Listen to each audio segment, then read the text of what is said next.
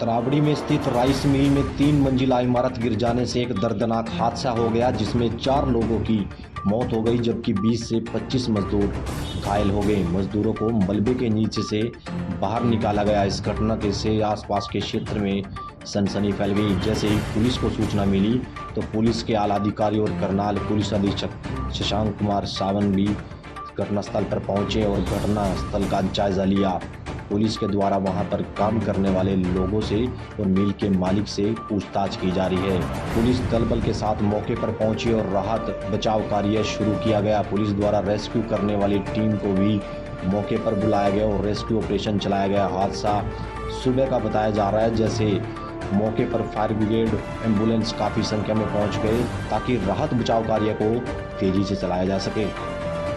आया करना डेफिनेटली काफ़ी दुख का विषय कि ऐसी घटना हुई है, बट जो भी कार्रवाई पुलिस की तरफ से बनती है वो करेंगे। मौके पे पहुंच के हम लोगों ने रेस्क्यू ऑपरेशन चालू किया। एडमिनिस्ट्रेशन की टीम पूरी यहाँ पे थी, हॉस्पिटल्स वगैरह सारे एक्टिवेट कराए गए, डॉक्टर्स पहुँचे वहाँ पे और जो भीड़ इकट्ठे गई उससे भी हम लॉ एंड ऑर्डर काबू में रख रहे हैं। एनडीआरएफ की टीम और एसडीआरएफ की टीम भी पहुँच रही है, बट अभी तक जो हमें पता चला है कि वही 20 की इंजरी है और 4 डेथ है और सारी गिनती करवा ली गई है, तो अभी कोई मिसिंग नहीं है, कोई मिसिंग पर्सन, तो नो मोर इंजरी फैटिलिटीज़ एक्सपेक्टेड। बाकी रेस्क्यू ऑपरेशन वो जो मलबा वगैरह है उसका हटाने का काम चल रहा है, जो कि पूरा दिन लगेगा कम से कम।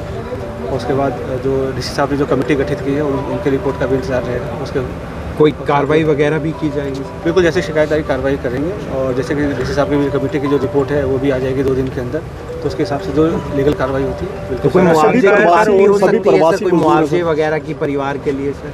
बिल्कुल, कंपनसेशन वगैरह की बात होगी, जो नॉर्म्स हो गए एज पर नॉर्म्स वो मुआवजा दिलवाएंगे। और जो ओनर जो फैक्ट्री के ओनर्स हैं उन्होंने भी कुछ कंपनसेशन की बात की है, तो it is between them and the disease की जो फैमिली उनके माध्यम से जो भी उनको करें।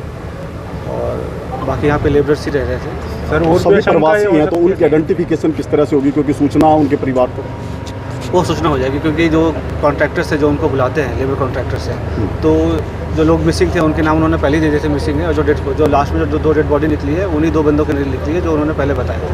तो every person is accounted for, सभी का आइडेंटिटी कार्ड वगैरह है सर। तो सर आशंका है और भी हो सकते हैं, जैसे रेस्क्यू चल रहा है अभी सर?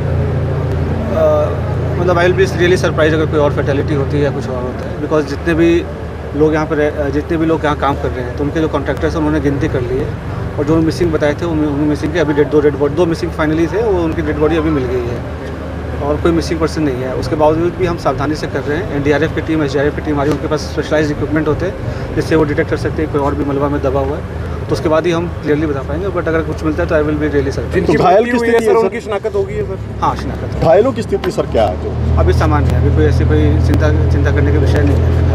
नीचे जी देखिए, शिव शक्ति राइस मिल करके एक राइस मिल थी। हमारे पास में सूचना मिली कि रात को 3 बजे के आसपास यहाँ पे एक 3 स्टोरी बिल्डिंग थी, जो कि यहाँ पे जो इनकी लोकल जो लेबर थी वो रहती थी, तो वो जो स्ट्रक्चर है वो कहीं ना कहीं कोलैप्स हुआ है।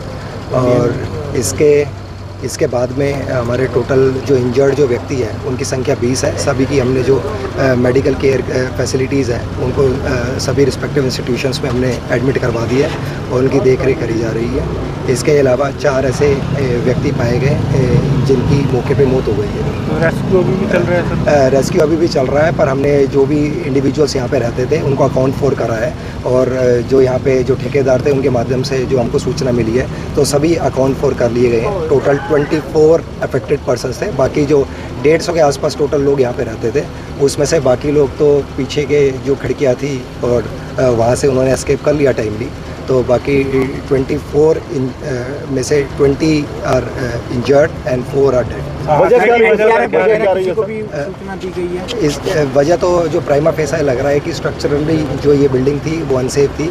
इसके लिए हमारे द्वारा एक कमेटी भी गठित करी गई है जिसमें एसडीएम साहब उसके अध्यक्ष रहेंगे और हमारे जो एक्शन पीडब्ल्यूडी बीएनआर है वो उसके मेंबर्स रहेंगे। वो अपनी रिपोर्ट इस पर सबमिट करेंगे कि ये बिल्डिंग कैसे स्ट्रक्चरली अनसेफ थी और फिर क्या रीज़न रहा इस बिल्डिंग की कोलैप्स का। तो सर मालिक के खिलाफ भी कार्रवाई की जाएगी? जो भी कार्रवाई जिसके खिलाफ बनेगी उसके खिलाफ हम उचित कार्रवाई अमल में लेके आएंगे।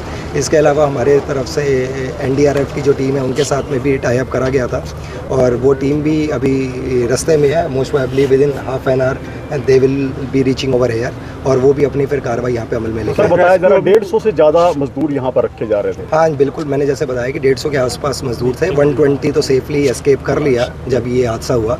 उसके बाद में 25 आर अफेक्टेड, उसमें से 20 जो हैं वो हमारे मेडिकल इंस्टीट्यूशंस में भर्ती है। वो उसमें CHC तरावड़ी में हैं कुछ लोग, और कुछ लोग हमने जिनको टर्शरी केयर की आवश्यकता थी उनको Kalpana Chawla government medical college में रेफर कर कोई दिया। महिला वगैरह भी है या पुरुष है? नहीं, सारे प्राइमा फेस है जो हमारे पास में डाटा है वो सारे पुरुष थे और फैमिलीज यहाँ पे नहीं रहती थी, सिर्फ मेल लेबर रहती थी।